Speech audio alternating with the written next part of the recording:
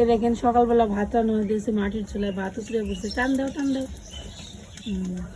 মাটির চুলা জিনিস সুন্দর আলাদা, কি সুন্দর ভাত হয়েছে দেখেন। এখন এই ফ্যানগুলো সুন্দর করে ইয়ের মধ্যে মাটির খোলার মধ্যে উঠবো, যতটুকু বেশি হবো ততটুকুই উঠবো, আর যতটুকু ভাতের লাগবো ততটুকু ভাতের ভিতরে পাতিলের মধ্যে থাকবো, তাই না? মানে লাগবো উপরে উঠবো, যদি আবার ভাতে লাগে তাহলে আবার ডাইলে দিয়ে দিম। ডিম দেখি ডিমের নিয়ে সিদ্ধ করবো। ডিম সিদ্ধ। মিষ্টি কুমড়োর ফুল পরিষ্কার করতেছে, মিষ্টি কুমড়োর ফুল কেনে পরিষ্কার করে। মাঝখানের ওখান থেকে একটা লম্বা ইয়ের মতো আছে, ভিতরে থাকে ফুলের ভিতরে, ওইটা ফালে দিতে হয়, আশেপাশের ওইগুলো ফালে দিতে হয়।